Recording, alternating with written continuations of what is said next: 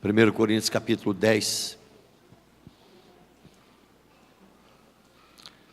Um texto bem conhecido, eu quero ler com os irmãos. Depois nós vamos deixar aqui uma pastoral preparando-nos para celebrarmos a ceia. Exemplos da história de Israel. Ora, irmãos, não quero que ignoreis que nossos pais estiveram todos sob a nuvem e todos passaram pelo mar, tendo sido todos batizados, assim na nuvem como no mar, com respeito a Moisés. Todos eles comeram de um só manjar espiritual e beberam da mesma fonte espiritual, porque bebiam de uma pedra espiritual que os seguia, e a pedra era Cristo. Entretanto, Deus não se agradou da maioria deles, razão porque ficaram prostrados no deserto. Ora, estas coisas se tornaram exemplos para nós, a fim de que não cobicemos as coisas más, como eles cobiçaram. Não vos façais, pois, idólatras, como alguns deles, porquanto está escrito: o povo assentou-se para comer e beber, e levantou-se para divertir-se. E não pratiquemos a imoralidade, como alguns deles o fizeram e caíram num só dia, 23.000. Não ponhamos o Senhor à prova, como alguns deles já fizeram, e pereceram pelas mordeduras das serpentes. Nem murmureis, como alguns deles murmuraram, e foram destruídos pelo exterminador. Estas coisas lhes sobrevieram como exemplos, e foram escritas para advertência nossa, de nós outros, sobre quem os fins dos séculos têm chegado. Aquele, pois, que pensa estar em pé, veja que não caia. Não vos sobreveio tentação que não fosse humana, mas Deus é fiel e não permitirá que sejais tentados além das vossas forças. Pelo contrário, juntamente com a tentação, vos proverá livramento, de sorte que a possais suportar. Portanto, meus amados, fugi da idolatria. Passo, meus irmãos, versículo 23. Todas as coisas são lícitas, mas nem todas convêm. Todas as coisas são lícitas, mas nem todas edificam. Ninguém busque o seu próprio interesse, e sim o de outrem. Até o verso, meus irmãos, 24. Depois você pode ler todo o texto em casa. Versículo 31, aqui vai concluir aqui até o 33, dizendo: portanto, quer comais, quer bebais, ou façais qualquer outra coisa, fazei tudo para a glória de Deus. Não vos torneis causa de tropeço, nem para judeus, nem para gentios, nem tampouco para a igreja de Deus, assim como também eu procuro em tudo ser agradável a todos, não buscando o meu próprio interesse, mas o de muitos, para que sejam salvos. Sede meus imitadores, como eu sou de Cristo. Oremos. Pai querido, nesse tempo de preparo para juntos celebrarmos a ceia,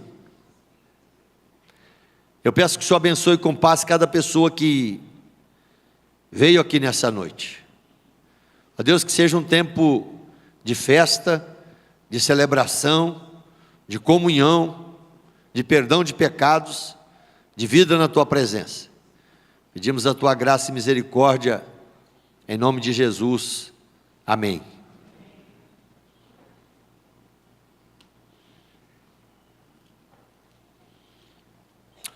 O apóstolo Paulo, meus irmãos, ele está vivendo com a igreja de Corinto, uma igreja muito grande, milhares de pessoas. Ele está vivendo ali grandes problemas. Alguns problemas que têm a ver com litígios, desequilíbrios familiares, problemas que aparecem em tempos de tribulação e a família não sabe resolver.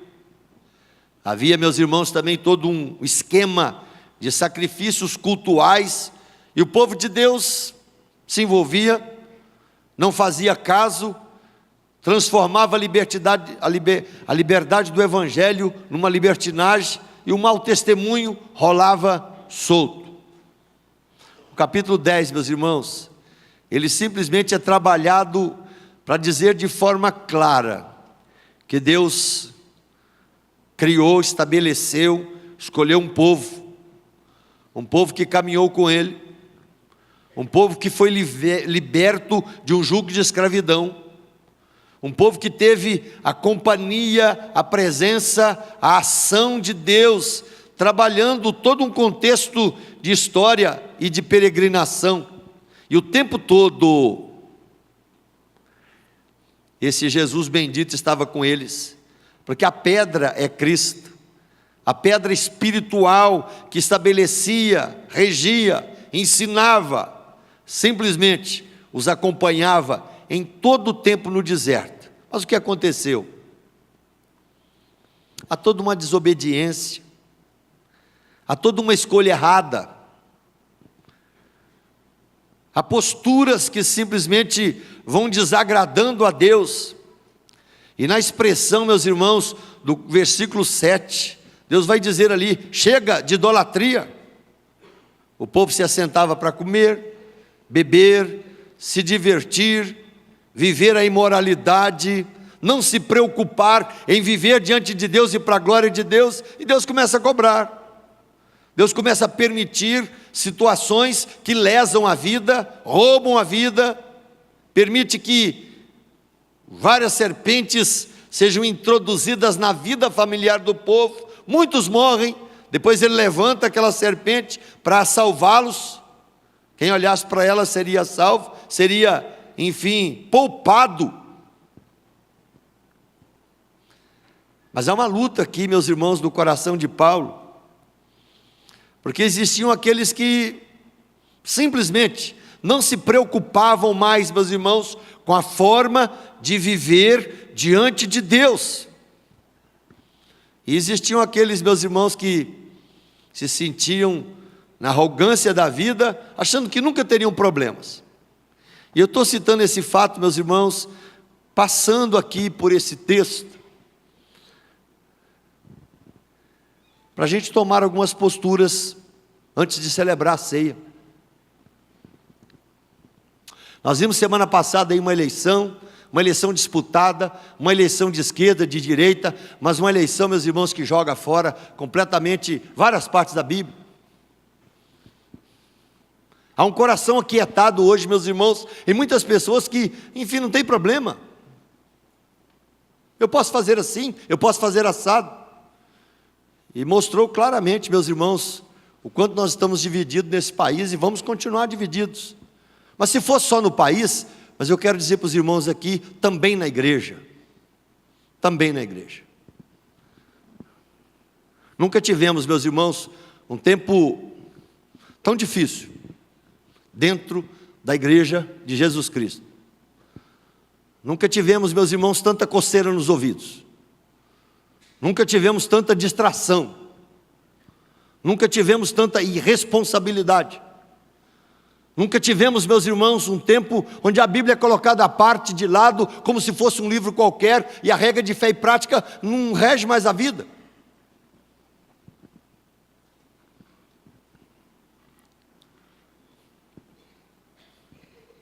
Não há uma preocupação hoje em servir a Deus com integridade, mas em tudo, em palavra, em ação, em gesto, em postura, em trabalho, em vida diante de Deus. Não há para muita gente essa preocupação hoje. Eu vejo quando Caim não é aceito, ele se ira, fica brabo, fica empedernecido ali, coração fechado. Deus vai dizer assim: se você mudar, você vai ser aceito. E ele não muda. E eu queria dizer para os irmãos aqui hoje,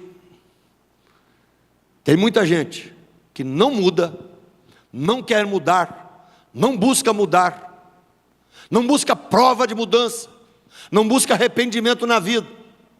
E nós estamos chegando, meus irmãos, em tempos que Deus vai começar a colocar xeque-mate na vida da igreja. Você pode ficar certo disso. A Bíblia fala que Deus não se zomba, aquilo como semeia, Ele vai colher, Gálatas 6,4. E há uma cobrança de Paulo aqui, simplesmente dizendo: você que está em pé, louve a Deus, mas não fique contando papo não, porque você pode cair. A tentação que aparece, ela nunca vai ser super-humana, ela vai ser humana. Mas muitos de nós, meus irmãos, temos sido aquecidos e permitindo, meus irmãos, que tentações que nunca fizeram parte do métier da vida do crente, e hoje fazem parte. Há todo um processo de sedução hoje. Há uma mentira posta. Há lutas, meus irmãos, intensas entre famílias. Há um zombar hoje da palavra de Deus. Há uma idolatria vigente, meus irmãos, hoje, na vida, na forma, no corpo, na estrutura, na palavra e na ação. E vamos jogando fora, meus irmãos, a vida em Cristo, o compromisso com o Evangelho, a glória do Cordeiro, a verdade como regra de fé e prática.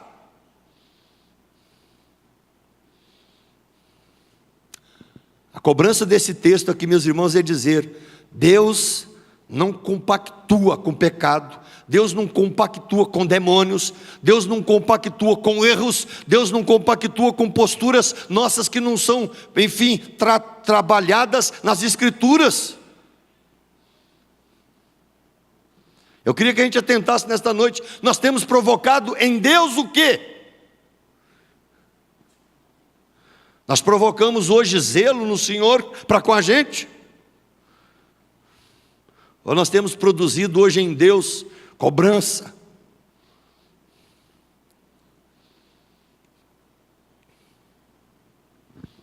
Hoje casamento acaba da noite para o dia. Eu não entendo essas coisas mais. Hoje a gente pensa que os maridos às vezes estão vivendo, meus irmãos, tranquilamente, mas estão vivendo uma vida, meus irmãos, deliberada, possuída, escolhida de pecados, meus irmãos, incandescentes, e Deus está nos cobrando hoje: chega! A expressão que Deus está dizendo aqui para cada um de nós, para os homens, para as mulheres, para os jovens, para a juventude, para aquele que joga a Bíblia fora: chega! Chega!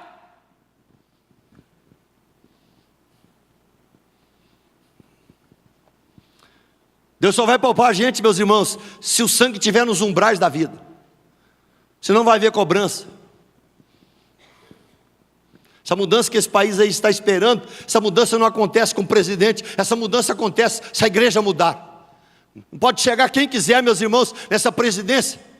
Nós nos acomodamos, nós somos nos tornando quietos, nós somos lidando, meus irmãos, como se as coisas estivessem todas no lugar.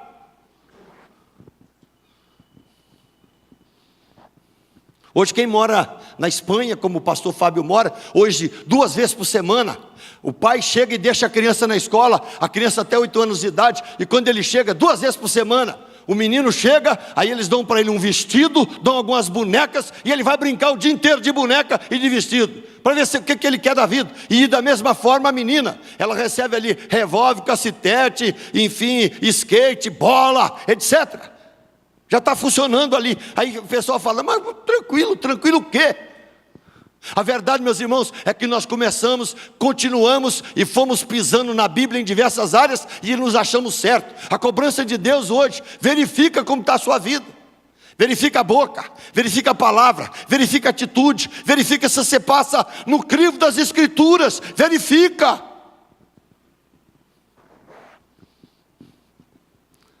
Porque está chegando um momento, meus irmãos, que Deus vai começar a dizer: chega, chega, chega, chega, chega.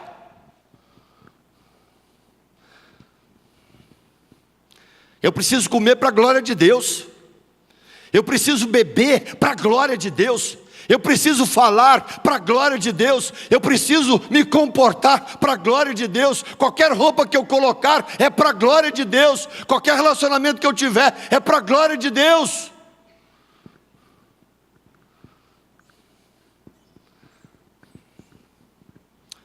Nunca, meus irmãos, vivemos um tempo dentro da igreja de tanta distração, de tanta frieza, de tanto demônio parente agindo, meus irmãos, dentro da igreja, dentro da casa, dentro da vida, dentro da família, com os filhos, na sociedade.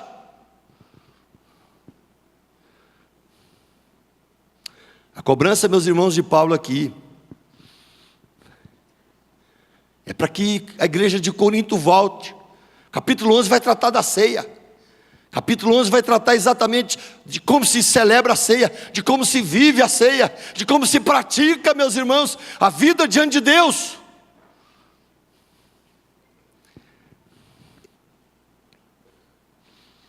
Está comendo, que seja para a glória de Deus. Está bebendo, é para a glória de Deus. Está falando, é para a glória de Deus. Está comprando roupa, é para a glória de Deus.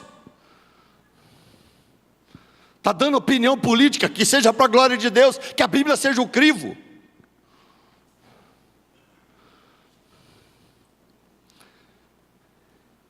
Nessa noite, eu peço em nome de Jesus, que algumas coisas, meus irmãos, comecem a mudar na nossa vida. A impressão que a gente tem é que tem gente que não muda nunca. A impressão que a gente tem é que tem situações que parece que não mudam nunca. O apóstolo Paulo cobra da igreja de Corinto aqui dizendo: olha, está na hora de mudar. Deus esteve com vocês, Deus acompanhou vocês, Deus apareceu para vocês, Deus cuidou de vocês. Mas quando há essa deserção da verdade, quando há esse desequilíbrio onde se joga fora Deus e a sua palavra, Deus vai trazer cobranças. Ora por isso hoje, pede a Deus misericórdia. Verifica aquelas áreas da vida que Deus começou a cobrar. Por que Ele está cobrando? Por que está acontecendo assim? Por que dessa forma? Simplesmente, meus irmãos, para trabalhar o filho, para trazê-lo para o redil, para consertar a vida, para trazer moralidade de fato para a alma, para trazer caráter para a existência.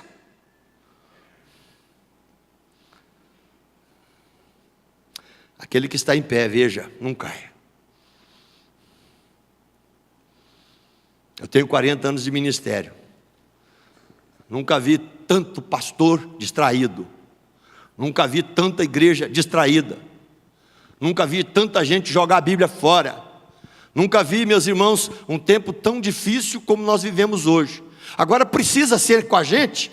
Pode deixar de ser. Precisa ser na igreja? Pode deixar de ser. A gente pode ter um tempo novo de mudança? Pode. Mas você vai ter que orar mais.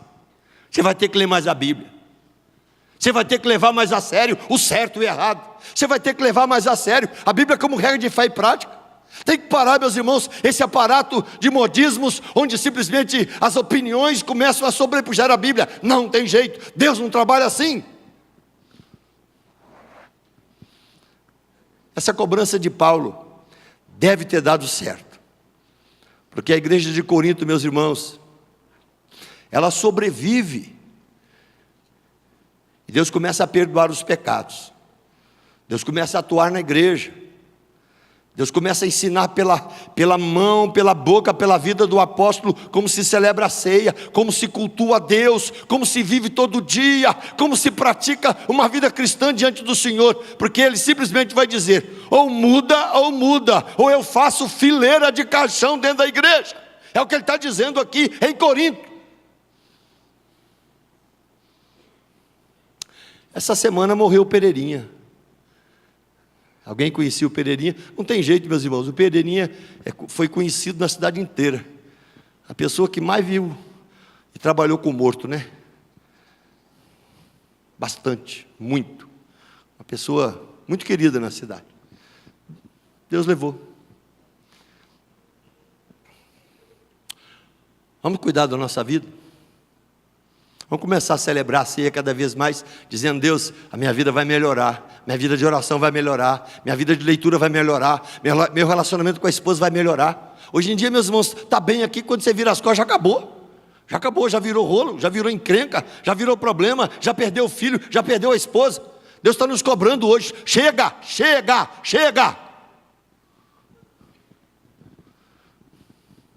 A gente tem que parar de viver esse mal de testemunho como igreja hoje, meus irmãos.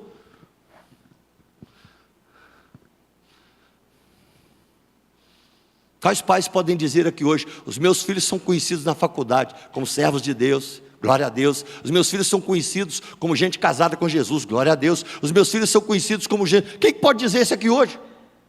Tem que ser assim, tem que ser.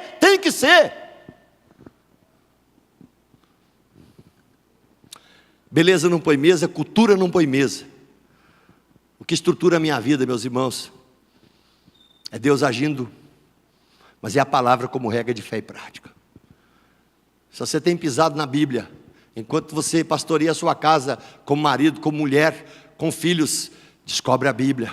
Se você não tem orado suficientemente pela sua casa, pela sua família, com a sua esposa, comece a orar. Meus irmãos, nós temos clamado a Deus mudança, mudança. Algumas mudanças podem acontecer, mas essa mudança no país só acontece se a igreja mudar.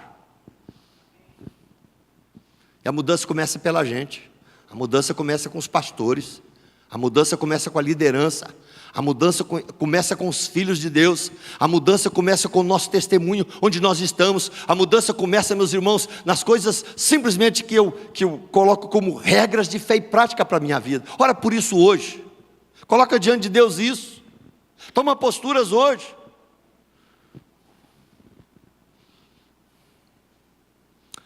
Estou cansado de ouvir, meus irmãos, gente que eu não penso assim.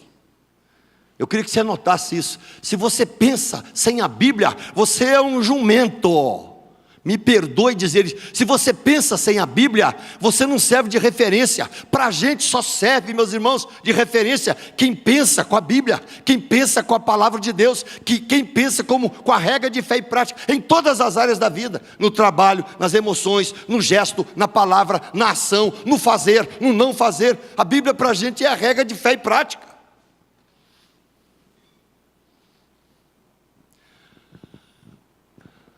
Se você tem lido muito hoje, amém, mas que você leia um pouco mais a Bíblia.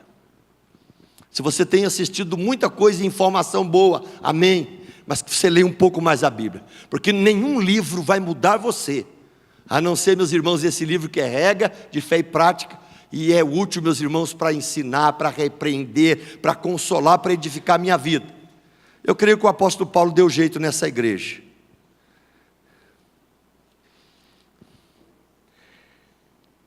Tem gente que detesta o que eu estou fazendo aqui hoje. Tem gente que não gosta de ser cobrado, meus irmãos. Tem gente que gosta de botar a culpa no outro. Não, mas foi fulano é assim, a minha esposa é assim, meu esposo é assim, meu filho é assim, a escola é assim, a sociedade é assim. Deus está dizendo hoje, para mim, como Ele disse para Caim, se você mudar, as coisas serão aceitas. Então, meus irmãos, para muita coisa que a gente faz hoje, começando com os pastores, líderes da igreja, Deus está dizendo, chega. Quer mudar alguma coisa? Muda com a Bíblia. Começa com você. Vamos orar por isso hoje. Tem área na nossa vida estagnada, gente. Tem área na nossa vida parada. Tem área na vida da igreja hoje completamente saudada no lugar, não anda para lugar nenhum. Se fosse uma coisa sólida, mas muitas vezes é um problema para vencer. Queria que você orasse por isso hoje. Colocasse diante de Deus, Deus, quais áreas da minha vida podem glorificar o nome do Senhor ainda? Meu físico, meu espírito, o intelecto, as emoções, minha vida profissional, quando eu falo, quando eu ajo, quando eu compro, quando eu vendo. Coloca diante de Deus isso hoje, gente. O Deus que nós temos é um Deus que celebra a ceia comigo dizendo, eu venci por você, seu nome está na glória dos céus. Agora Deus quer um povo, Deus quer um povo nessa terra, um pouco mais comprometido com Ele. Vamos orar por isso hoje.